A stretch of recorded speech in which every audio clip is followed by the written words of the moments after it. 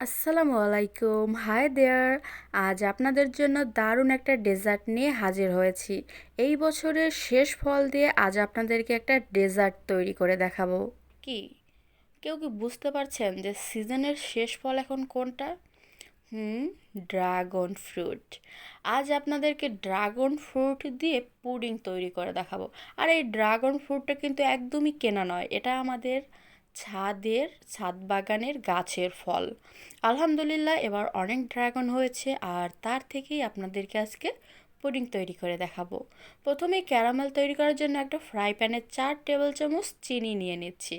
1 table চামচটা একটু skip হয়েছে, তবে এখানে আমি 4 টেবিল চামচ চিনি নিয়েছি।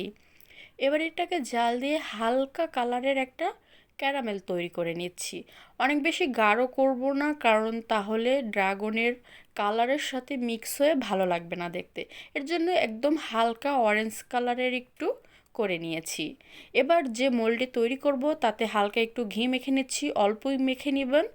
আর এই ক্যারামেলটা এবার ঢেলে দিব। দেখুন আমি কিন্তু ক্যারামেলটা একদমই হালকা রেখেছি।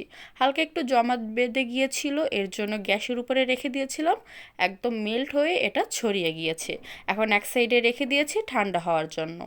এবার একটা বাটিতে আমি 1/2 কাপ চিনি নিয়ে নিলাম, 1 চিমটি লবণ দিয়ে দিয়েছি, 2টা ডিম দিয়ে দিচ্ছি, দিয়ে দেব ড্রাগন ফ্রুটের রস। আমি 2টা ড্রাগন ফ্রুট মিডিয়াম সাইজের ব্লেন্ড করে নিয়েছি, তা থেকে 1/2 কাপ আর 1 টেবিল চামচ রস হয়েছে।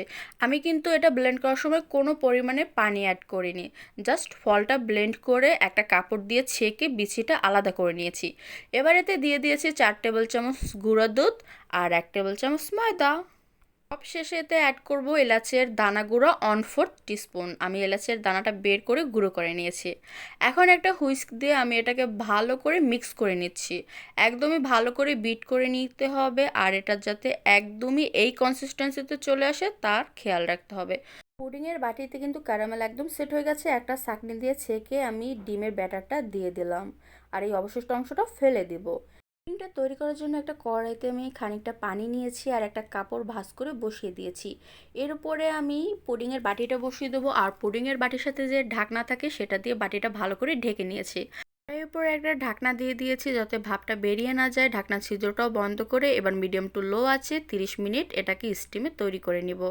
ভিউয়ার্স, আমাদের পুডিংটা রেডি। 30 মিনিট পর আমি ফিরে এসেছি। দেখুন কাঠিতে একদমই লেগে নেই।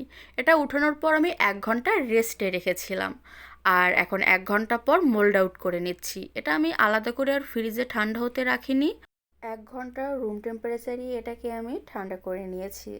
এটা কিন্তু একদমই ঠান্ডা হয়ে গেছে, আর আমি মোল্ড আউট করে নিয়েছি।